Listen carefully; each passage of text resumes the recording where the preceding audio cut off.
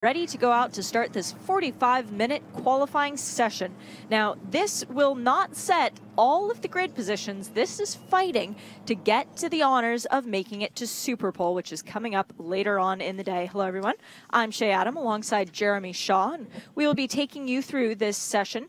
A lot of teams planning to perhaps not take advantage of the entire track time allotted. It's a little bit of saving tires going on, but it's more about preparing the car for that Super Pole session. But Jeremy, that doesn't mean we're not still going to have cars running out there. And man, what a display we have.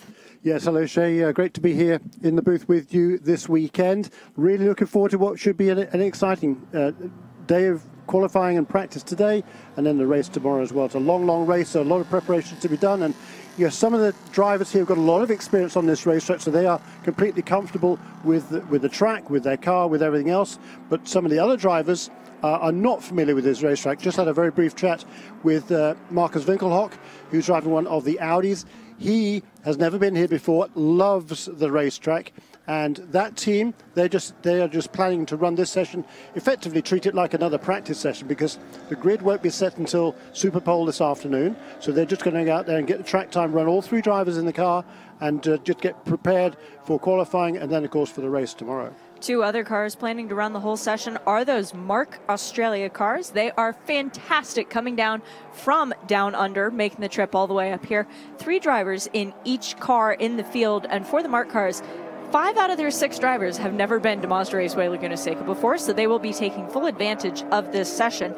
Now, these cars are interesting, Jeremy, because one of them is left-hand drive and one of them is right-hand drive. It's a different experience for the drivers. The 194 is the one that's the normal side for people over in the U.S., but they're doing this. That's the wrong side for them, though, Shay. It's the wrong side for them, but the track goes the wrong way, so they're just learning everything all around.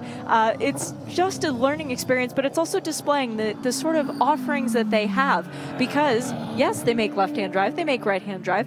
These cars are fast. I'm expecting them to be ahead of the GT4s when qualifying comes around, which might be a surprise to some of our GT4 contenders. Yeah, they sound absolutely fantastic with those V8 Ford engines. Yeah. Absolutely spectacular cars, and I think it adds a lot to the Intercontinental GT Challenge grid for this weekend. Those two cars running in the Invitational class. Other than that, we've got 2 categories of machines here this weekend. We've got the regular FIA GT3 cars run by SRO regularly in the Endurance Series and Sprint Series, of course, in Europe. And then we have GT4 cars running also here this weekend. And the grid is pretty much split between the two.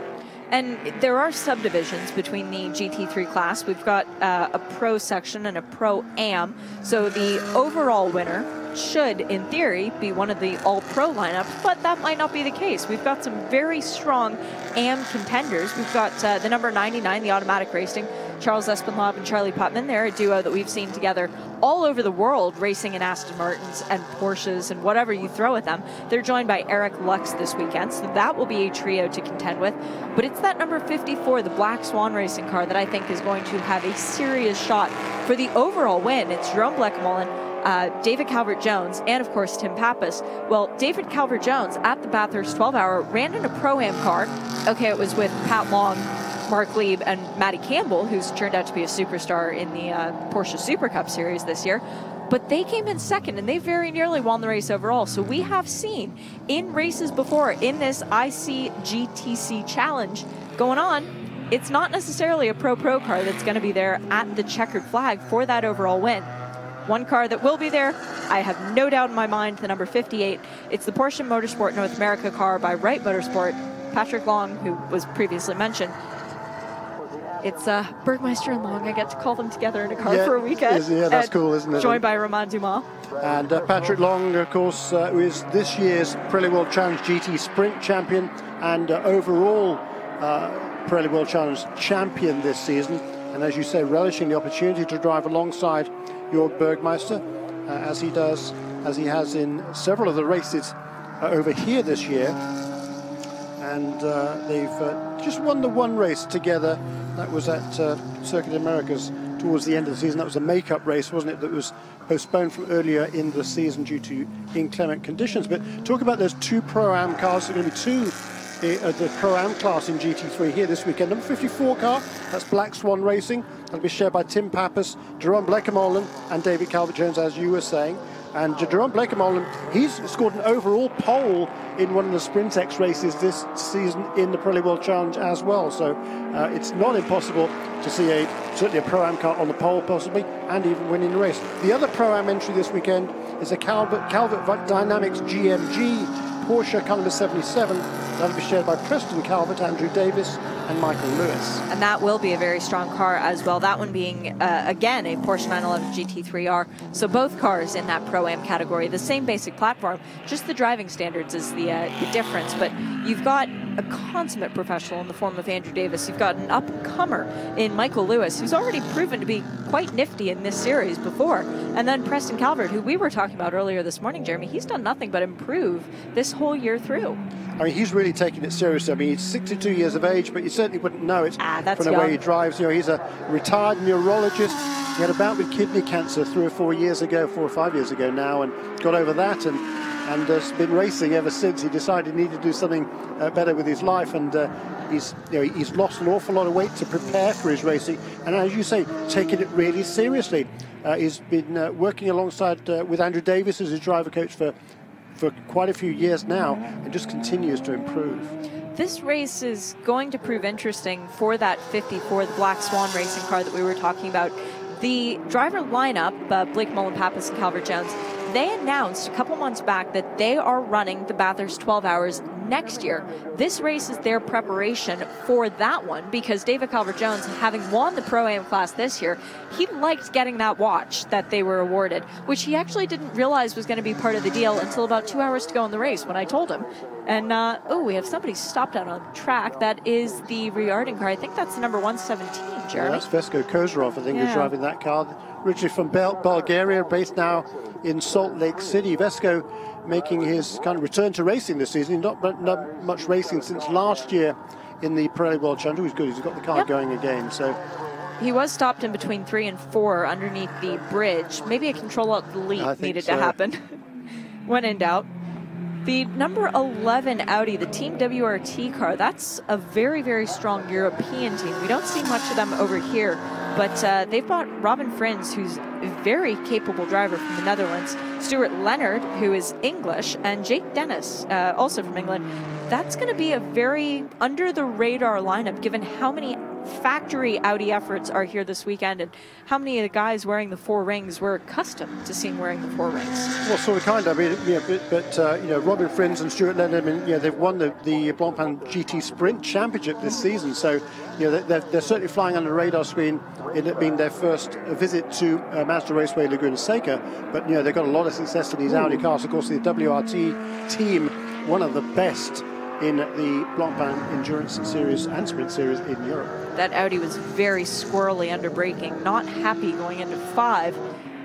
As we're now going to look at the 17, that's the GMG Racing Porsche. Now that's going to be an interesting one as well, because there are 2 factory Porsche drivers in it, Sven Muller and Wolf Hensler, a guy who knows his way around here very well, alongside young Alec Udell. And we've been calling his name forever and a day. He is still young Alec Udell. Yeah, he was the youngest driver to enter the Pirelli World Challenge at the age of 15. Well, that was 6 years ago now, hard to believe, isn't it? He's now 21 from the Woodlands in Texas, and it is Alec Udell in that car number 17 for GMG, Global Motorsports Group, based in Southern California, that has set the fastest time in this session so far. 125.133 for Alec Udell.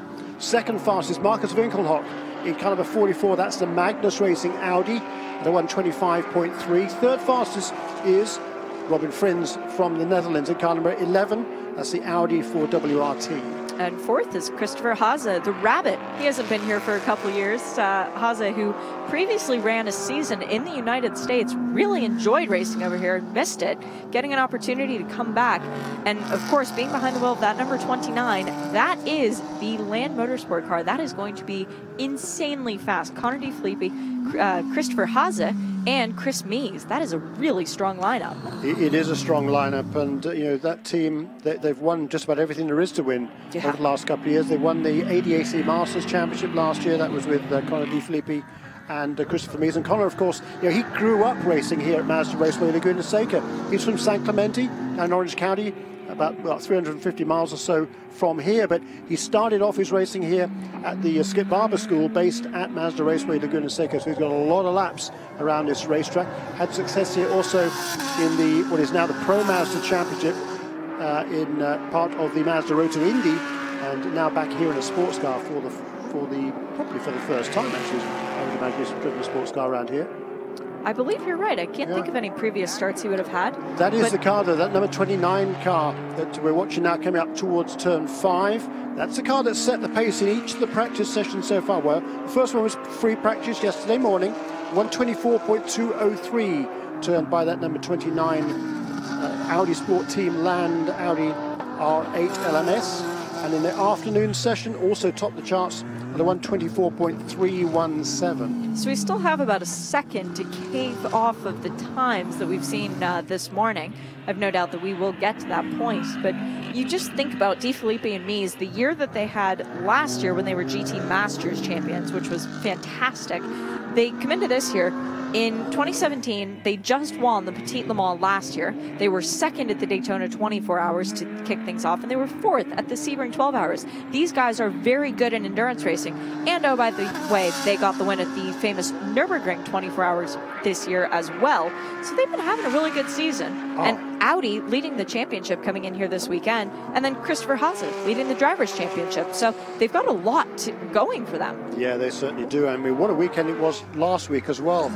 They won the Petit Le Mans, as you say, in their class, and they also won 2 other events in Europe the same weekend, same day, which is quite remarkable. They won a VLN race at Nürburgring. They also ran another Audi in a kind of a lesser series. That was at Hockenheim. They won also last weekend, so 3 wins on 2 different continents, both sides of the Atlantic Ocean on one weekend. Not too shabby for the Audi crew. The number 43 Acura is another one we're going to have to watch out for. Driving it right now is the guy who believes in orange, Ryan Eversley. They put a special scheme on the car this weekend as a bit of a throwback to good old days past. But that lineup this weekend, Ryan Eversley, Tom Dyer, and Dane Cameron making his Acura introduction to the world. Of course, a Penske man next year, so that's quite a promotion. He's one of your youngsters, isn't he? Yeah, he's a former Team USA scholarship winner, from, hard to believe now, but it's... 11 years ago. How many 2006. How many of your Team USA are running here this weekend? Quite a few. Yeah, at least 3 with Con De Filippi and then in the Flying Lizard McLaren is Brian Sellers. I think it's just those 3. Huh. But, yeah. Still. Dane Cameron, I've not had a chance to chat to him yet how the day went in the car yesterday. This is his first outing, as you say, as part of the Acura family. Well, I think we're going to get a pit lane update from Jake Query. Jake, can you hear us? I do indeed, guys. Good morning to you, or good afternoon, depending on where it is that you might be watching. It's a beautiful day here in the Monterey Peninsula, but that's not to say that it's one that comes without challenge for these teams. Let's take a look in here. As you look at this is, of course, the Ian Lacey race team, car number 12. Now, one of the things that we've seen, they just put on brand new Pirelli tires on this machine. Now, the challenge is going to be this. What you are preparing for is not necessarily just this 45-minute qualifying session, but bracing yourself for 8 hours of racing tomorrow. So how are those tires going to be able to navigate this 11-turn, nearly 2.4-mile course? We know the conditions will be very similar tomorrow than today. That's one of the advantages of California. But in terms of how the car navigating through, getting the grip, and just exactly how much grip you're going to get on those rubbers, that Pirelli rubber, that's the real challenge. So one of the things you want to work on here in qualifying. Yes, you want to lay down a good lap, but also a great opportunity, guys, for all of these teams to find out exactly how their cars are going to respond in the endurance of 8 hours tomorrow. It's a very good point, Jake. To use this session as additional practice to learn what the track conditions are going to be like. Yes, tomorrow at this time, it'll still be very early on in the 8-hour contest, but every lap counts.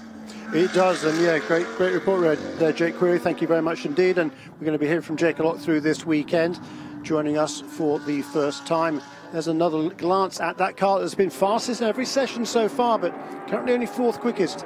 Christopher Haase shown at the wheel of car number 29 at the moment, and he has turned a best lap of 125.523.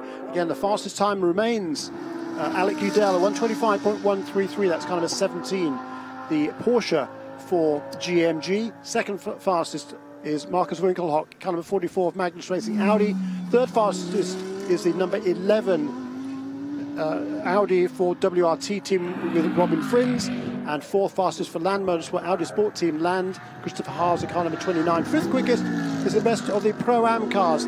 That's car number 54. That's the Black Swan Racing Porsche.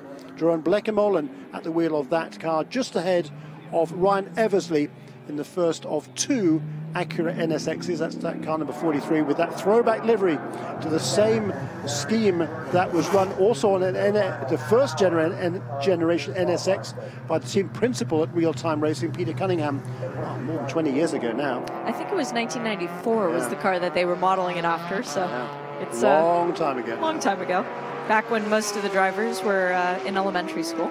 I think it's fair to say. And you weren't middle even school. there. Well, I was in preschool at that point in time. I discovered what Lion King was. We are seeing some driver changes going on in the pit lane. Alec Udell just brought the number 17, the fastest car.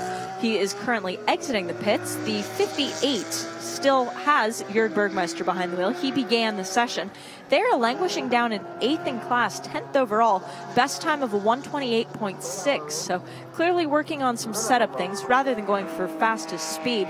But one thing that we haven't yet mentioned is that for the qualifying session coming up later, the Super Pole, the highest rated driver will be taking the driving responsibilities for that. So we already know for the number 54, for example, Jeroen Blekemolen will be piloting that car because he is the platinum driver amongst silver and bronze. In terms of other cars, though, you do have to declare your driver. So that will be announced shortly. We will find out from the teams who their Super Pole driver will be. But for example, for the number 29, the fastest, was the fastest Audi in yesterday, they have Connor De Filippi, who is a silver rated driver, alongside Christopher Mies and Christopher Haase, both of whom are platinum. They get to choose between those two drivers at the very least. And sometimes having a choice isn't exactly a good thing, because then you kind of have to pick your favorite, right, Jeremy? There you go with who's the fastest at the end of the day, don't you? And Connor De Filippi, he's been absolutely magnificent the last couple of years. But he's silver, so he can't do Super Pole. It has to be your highest rated driver. Oh, right. That's interesting. Yeah. So that sort of throws a wrench in things. Alec Udell, for example, is not. They're all three, as you were saying, I mean, they're all super close to the match, so that's going to certainly play to their favour. Fastest at the moment in the GT4 class is car number 3. 3. Oh, okay, it's just jumped up there in that case, because it was the 07 car up until moments ago. It was number that was the 1126, number 26 machine. Excuse me. That's Jeff Westphal driving a Reardon Racing Porsche Cayman GT4 MR. Jeff Westphal, another driver who's got a lot of experience here at Mazda Raceway. He started out racing in the Pacific F2000 Championship back in the middle 2000s. Won the series in 08. Scored 9 wins that season, including wins here at Mazda Raceway. And he has been racing that Glickenhaus GT3 car in Europe this season, primarily in the VLN. Does a lot of coaching, and he coaches the drivers he is sharing the cars with this weekend. That's Jeff Curl and Sean McAllister. And Jeff Westphal from the San Francisco area was quickest, but just been eclipsed in GT4 by Brandon Davis in car number 07. And Brandon is very good in a GT4 car here. Earlier this year, he got pole in a different series with the same team. So TRG has a good handle on both of those Aston Martins. And when they plug Brandon in behind the wheel, you know it's going to go well. That's not a mystery. But for TRG, currently leading first and second in the GT4 class, it's going well for them so far. Early days yet. Yeah, that Aston Martin's been super fast. It's certainly got a pretty good straight line speed advantage as well. It's shown that this weekend so far, but the Porsches, you know, they run a little bit lighter than the Aston Martins. The Porsche Cayman GT4 MRs weigh in at 1,290 kilograms to the 1,360 of the Aston Martin. So 70 kilograms lighter. That's around about 150 pounds lighter, which is you know, the equivalent of having the passenger in the car, perhaps. Yeah. Oh, big off well for those 7. That was number 07 car. That's Brandon Davis really pushing hard coming off turn 11. hope he didn't damage the tires at that. It's so easy to get drawn into that final corner and think you can put the power down just a little bit too soon. Look at him. He's using every inch of that racetrack. Yeah, something is broken. The hood has popped up on that car. Look right in front of the driver's mirror. It's actually starting to bulge out a bit. So there is something wrong with that Aston Martin. Might it be broken suspension, actually, Jeremy? It does look strange, doesn't it? That left front looks a bit odd. It's towing in. in. That was his fastest lap. He just improved to 131.022. Yes, broken suspension on the left front. The wheel has actually moved back into the wheel well and is rubbing up against. That's what's causing all that white smoke. Oh boy, that's going to be a long 2 miles to get back to the pits. Getting a replay of it now going into turn 1. Yeah, he knew it was broken when he tried to make that left-hand turn and the car just would not go. And the wheel actually jammed itself up into the bodywork of the wheel well. So that's going to be quite a bit of work for the TRG crew. He's 12th right now, so he is within the limitations of the super pole. It would take some doing for somebody to knock him out of that position. Brandon, very heads-up driving, though, getting clear out of the way of oncoming traffic, staying well off the racing line. Very, very good driving from Brandon Davis. As you say, he's got to drive that around for another 2 miles. Yeah. And he's going to risk causing more damage to that car. So I'm sure Kevin Butler will be on the phone to him on the radio saying, you're going too fast, basically. There's no point in rushing back to the pit lane now. And he's got a lot of experience, Brandon, in all sorts of different categories. So he knows that whatever speed you're doing with a damaged car is too fast. But you do want to get it back to the pits, yes, but you want to try and minimize the possibility of any additional damage. Agree. And it's actually a fortunate thing that that suspension breakage happened while Brandon was driving and not either of his teammates, Derek DeBoer and Greg Milchek, both of whom have experience racing, but nothing along the lines of what Brandon does. So that is quite a fortunate. Let's go down to the pits and see if maybe we can shed some light on this. Right now, actually, what I wanted to talk about was, here's K-Pax Racing. Now, you know, obviously, the history of McLaren and racing and, of course, the Pirelli World Challenge. Here's your 2016 overall champion. But right now, just 10th in terms of the overall speed in this qualifying session. One of the things, we talked about it earlier, I wanted to touch on this. This is the set of Pirellis that Alvaro Parente just came in and they took off the car. Not a lot of laps turned, but you could already see the accumulation that comes in terms of the rocks, the different marbles that collect here at Laguna Seca. Always a challenge trying to find that grip. They're going to check the balance of this K-Pax Racing car, get him back out, and we'll see if perhaps those times don't start to dip just a little bit. Currently P8 for Alvaro Parente as he brought the car into the pit lane, but he has set the fastest time of anybody through the speed trap, about 2 miles an hour faster than anybody else was able to achieve. But it is a very good point that Jake brings up. The track here is so difficult to try and get grip on because it is such an abrasive circuit, 2 tires, that really your optimum time, your window is very small. Yeah, it is for your best time. You're absolutely right. But we're just seeing improvement now. A new fresh set of Pirelli tires there, perhaps for car number 58. That's the Wright Motorsports Porsche. And Jörg Bergmeister taking advantage of that. Fastest time in this session, 124.868 for Jörg Bergmeister. That is the new fastest time in this qualifying session. Alec Udell then bumped down to second place at 125.1. Pierre Caffer is at the wheel now of the Magnus Racing car number 44 Audi. It's a car that was started by Marcus Winkelhock, and they are certainly planning on cycling all 3 drivers through that car. But it's certainly a surprise to see that McLaren that Jake Query was talking about there for the K-Pax McLaren team, car number 9, down in 10th place at the moment and slowest, or least fast, of the GT3 contenders, a 127.1. That's more than 2 seconds off the pace. Thankfully, that car has been quicker in the practice session. So in the first free practice, the car was 5th fastest within about 3/4 of a second of the fastest time. And yesterday afternoon, Shay, 3rd fastest for that K-Pax Racing McLaren car number 9. And the fastest trap speed that we have seen so far. So they do have the capability to go quickly. Right now they would be trying to perfect it for the twisty bits. Oh my goodness, I get to finally say it. Jörg Bergmeister hands over to Pat Long. I've been waiting my whole life to be able to say that. First race I've ever called where the 2 of them are sharing a car. Nope, it was just pit stop practice. Either that or Patrick wanted to get in the car so badly he ignored what team owner John Wright said and just said, I'll go. Might it be turn for Romain Dumas? Or was the seat insert left out? That might have been the issue. Quite a bit of signaling going on as Jurg jumps back over the wall. Oh no, Patrick is getting in the car. He's got a very clean and plain fire suit, does Patrick. Normally he's wearing his Porsche overalls. Yep, it was missing the seat insert. Quite a height discrepancy between those two. Yeah. But, man, they have found some great success together in the past before.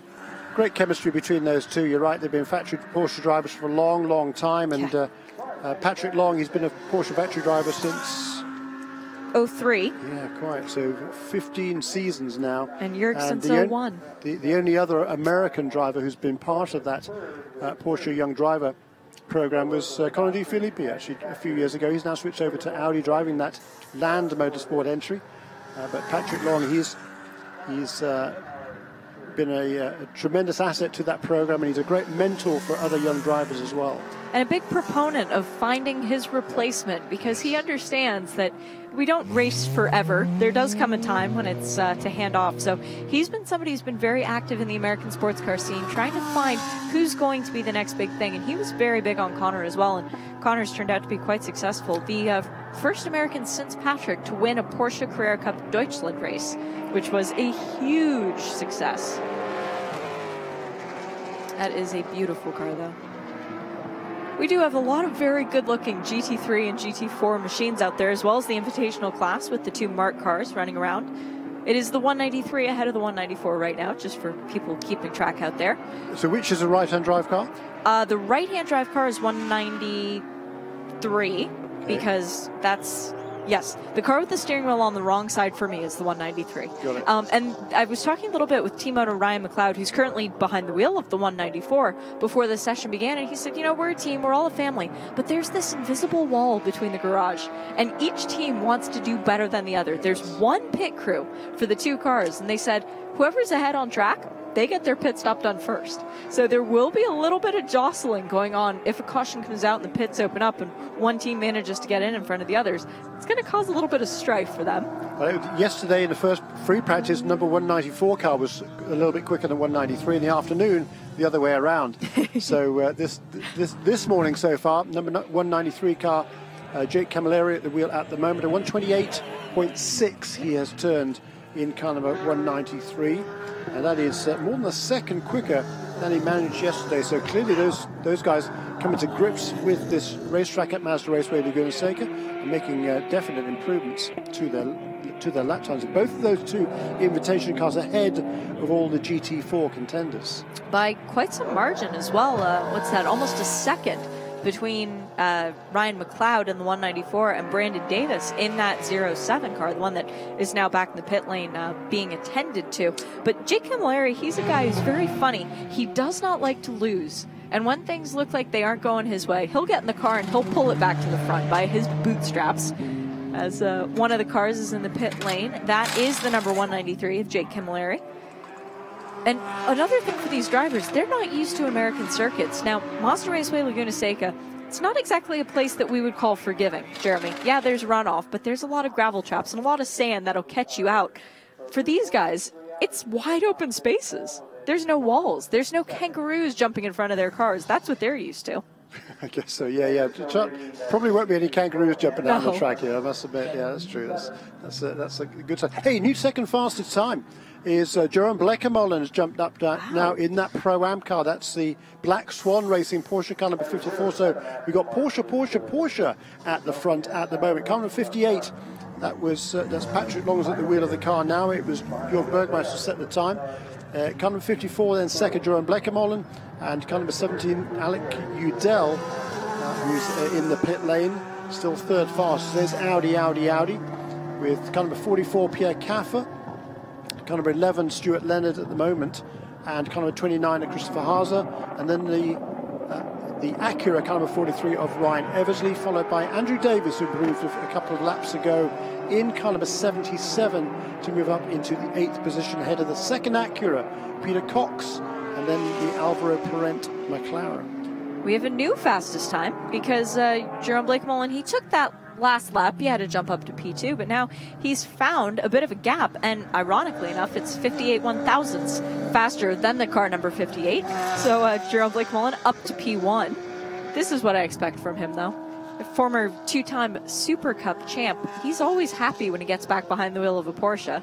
Yeah, and loves racing here at Mazda Raceway, Laguna Seca as well. He's got a very much an affinity for this track. There is the number 54, a very distinctive metallic green, silver and black colours of Black Swan Racing this season.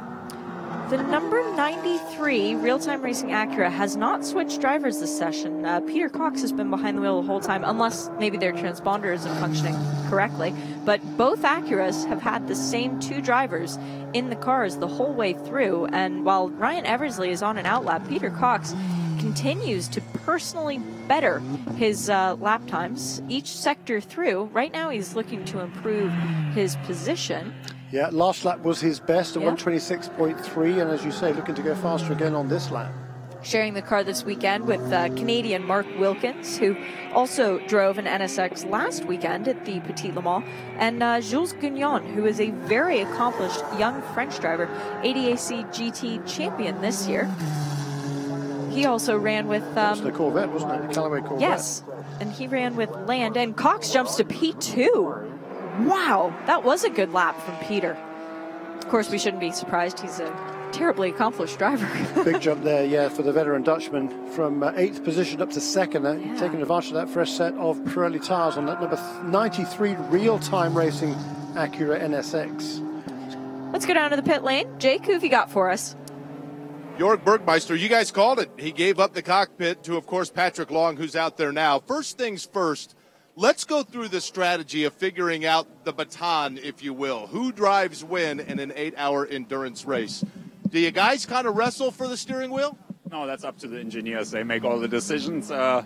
We are just the spacers between the steering wheel and the seat, and we get to go in when they tell us to. This particular racetrack, tell me about the challenges Laguna Seca presents. 11 turns, just under 2.4 miles. Well, the tricky part is every lap is pretty much different because there's so much sand that goes onto the track. As soon as someone goes cuts the inside a bit or goes wide, you have a complete different racetrack every lap. And you first have to get a car that can handle it, and also as a driver you need to get used to it. From a driving standpoint, what is the barrier in terms of that endurance? When do you actually start to feel it? And what are the effects when you've been in the car for, let's say, 2 hours and you're in a 3-hour stint? Well, hopefully there won't be 3-hour stints because maximum drive time is 3 hours. So, no, I think we're planning on doing double stints mostly. And that's usually no problem. We have a cool suit in the car and a drink bottle, then you're usually fine. Wish you the best of luck tomorrow. Be safe. Thank you so much. And he's going to watch his teammate, Patrick Long, watch that Porsche take to the course here at Laguna Seca. Couple beads of sweat on the forehead of Jörg Bergmeister there. He was actually working for that quick lap time, Jeremy. He was, and Jake Query's finally found somebody almost as tall as he is to interview as well. Just wait until we get to Patrick Long. Yeah. And we'll get the whole dichotomy going again. Well, Peter Cox took the opportunity during that interview to prove how quick he is by jumping to P1 overall. So now we have Netherlands driver from Netherlands driver. Peter Cox ahead of Jeroen Bleek-Mullen. It is Patrick Long, third best time in that number 58 Porsche, ahead of Wolf Hensler in the number 17 Porsche. And that is the fastest time of the week so far for the Acura for Peter Cox. So 124.483. The fastest time yesterday was actually set in the first free practice session. I believe some testing the day before.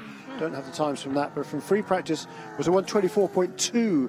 That was in pretty similar conditions, I think, yesterday morning. Still relatively cool out there, a bit warmer in the afternoon when the best time was a 124.3. So a good lap there for Peter Cox, 124.483. New fastest time. Jeroen Bleek-Mullen down to second place. There's damage. That number 193 Mazda. Yeah, left front damage. He did have an opportunity to pull into the pit lane and did not. That is Jake Camilleri still driving that car. The front fender is torn back and the wheel well is exposed. I wonder if he can even see it, Jeremy, because that bit of debris might just be perfectly in his blind spot. I wonder how that happened. So who did he come together with? Because obviously if it had been a tire wall, he would have come in the pit lane quite ashamedly. And it looks like there is a tire rub mark on the left front of that car. Ooh, that will not make Ryan McLeod happy. Good news is he's in the 194, so he won't know what's going on right now. But how odd. He's got the 77 right behind him. That is Andrew Davis. Black and orange flag has been given out for that 193 car, so the team will be on the radio to say you have to come in and fix that damage. He's still at speed, isn't he? He's not making any space there for Andrew Davis either in the GMG Porsche. Yes, now it's spewing off little bits of debris. I saw something left at the top of the corkscrew. Minor, not anything to trouble anybody. Finally got the message. Yeah, pulled off to the, lost the headlight. The left-hand headlight is now missing. Pulled off to driver's left, making it very clear that he does want to come into the pit lane, and does just that. Very odd. So that will probably put a kibosh on their session. 10 minutes to go. Boy, time flies when you're having fun. Yeah, doesn't it just? Yeah, and no change, at least in the front in GT4. It's still Brandon Davis that leads the way. That's the TRG Aston Martin, kind of a 07, with a best time of 1 minute 31.022, just over a tenth of a second faster than Thomas Merrill in car number 3. That is the sister Aston Martin. So the two Aston Martins in first and second. And Jeff Westphal, the best of the Porsches, in third at a 131.4. So he's 4 tenths behind the fastest time at the moment in GT4 by Brandon Davis. The 11 Team WRT Audi went straight on at turn 2. Big tire marks behind where it clearly jammed on the brakes. That's Stuart Leonard behind the wheel right now, but managed to get the car pointed back in the right direction and going again. Well, doesn't look like there's any damage. Maybe that was just an outbraking of oneself. And turn 2 is the point on the track, Jeremy, especially when you're coming to restarts, where a lot of time can be gained and lost. We've frequently seen a lot of positions made up and disappeared over that point in the track. Now, the 11's trundling around. The 11 definitely has some bigger issue. As, well, was he just letting the 44 by? Leonard might have been making way for Kelvin Vanderlinde in the Team Magnus car. No, he's still going slowly. There's something wrong. Well, definitely would have flat spotted those Pirellis. Team manager won't be happy about that. You get 10 sets of slicks when the weekend began. If you make it to Superpole, you get an extra set just for that session alone. Right now, that car is sitting in 7th, so we'll get that extra set. If the checker flag were to fall now and he stays where he is, I think he's pretty safe. Yeah, and the top 15 cars now will comprise 10 GT3 cars, the 2 Invitational Mazda V8s, and 3 of the GT4 contenders. And that'll be the 2 Aston Martins. Number 07 of Brandon Davis has set that qualifying time. Thomas Merrill in the sister car for TRG AMR, car number 3. And Jeff Westphal in the number 26 Reardon Racing Porsche Cayman GT4 Club Sport MR. Behind him, Andy Lee is next in line. That's car number 8. That's a GMG Porsche Cayman MR. And he's turned a best time of 132.0. So he's going to find about a half a second to get into that final qualifying session this afternoon, to set Superpole session, to set the grid for tomorrow's race. The 193 is going back to the garage. More extensive work than can be done on the pit lane. So the crew is elected to send it back to the garage area, while the 194 gets to continue to play. More laps for Ryan McLeod. Now, the 193 is the one with the steering wheel on the right-hand side, not the proper side, but the right-hand side of the car. So it might have just been turning into a corner, not seeing somebody there on the opposite side. But again, just odd situation. Yeah, very strange. The 194 is not running a license plate, and the 193 is. That's something else to distinguish the back of the cars. Yeah, because they're both running the Sol red livery, aren't they? Yep. Did they run the same colours in Australia? No, interestingly enough, down in the Bathurst 12 Hour, each car, and of which there were many this year, I think there were 6 of them total, 5 or 6, each car has a different livery and different sponsors, and different bodywork for some of the different ones. Donut King, which is a very prominent donut shop, much like Dunkin' Donuts here. The Donut King is Tony Alford. Every time he drives a car, it is bright pink. He's driven Mark cars that have Ford bodyworks, Mark cars that have Mazda bodywork. And so it sort of changes. There's a Castrol one. There's all sorts of variety. There's one for whatever you choose. I get the feeling it's not terribly difficult for them to swap those out. Thomas Merrill leaving the pit lane one more time in car number 3. TRG AMR Aston Martin Vantage V8 GT4. Thomas Merrill, he lives literally within a stone's throw here of Mazda Raceway, Laguna Seca, down in Salinas, on Reservation Road, and he's another guy who's obviously been brought up racing here. Been driver coaching for a long time. Had some success, as did Jeff Westphal in the Pacific F2000 Open Wheel Championship, but now has made his career, as has Jeff, as a driver coach, and driving this weekend alongside Craig Lyons and Chris Wilson. Yeah, that'll be local knowledge there. Exactly, that'll be a good combination for those three. Of course, Craig also being from California, Newport Beach for him. He's somebody who loves driving with TRG and has done quite a few races with Chris Wilson before, so it's a familiar pairing for those two to drop somebody who's got the sort of track knowledge that Thomas Merrill does. That could lead to a lot of success. Of course, Kevin Buckler, who put the team together, he knows what he's doing when he puts drivers in line. A lot of success for that TRG brand. And Adobe Road Winery as well. We made a joke earlier on in the year that they don't need champagne, they've got fine wine.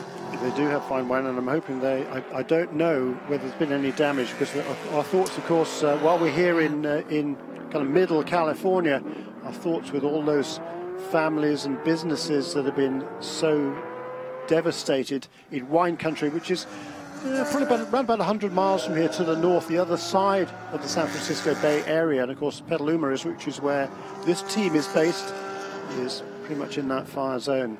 And our friends at K-Pax running that number 9 McLaren, they're right in the line of fire with Sonoma Raceway. That's where their shops are based. They're also running Flying Lizard Porsches this weekend here as well in a different series. So our thoughts with them, and we're glad to see that they were able to come racing this weekend, and hopefully they can have a little bit of fun, walk away with a trophy or two. And for now, the K-Pax guys getting a bit of an early day, as it looks like they're doing pit stop practice. Yeah, they've completed only 5 laps in this session, least of anybody. The Jeff Westphal in car number 26, the GT4 Reardon Racing entry, Porsche Cayman GT4, has completed only 6 laps. Most of the other contenders, or many of them, have completed over 20. The most of all laps by the car number 44. Oops. That's the team we talked about. Oops, ooh, yikes. Big off, That's Tom Jeremy. Merrill. That was Tom Merrill in the number 3, the Aston Martin GT4. Now, where is he? Is he coming out of 2, perhaps? That is a big one. That should be a red flag, as we have 2 minutes and 40 seconds to go. It's just out of Rainy Curve. Ooh, that's a bad place to go off. He moved those tire barriers in front of the car as they are now. They were alongside of the nose. It's coming down through Rainy Curve, turn 9, then coming back down the hill after the corkscrew. Very quick corner. Red flag is out on this session, and we're inside 3 minutes remaining, so almost certainly this is going to bring a premature conclusion to the session. It's a great shame for the local driver to be off the road there so heavily.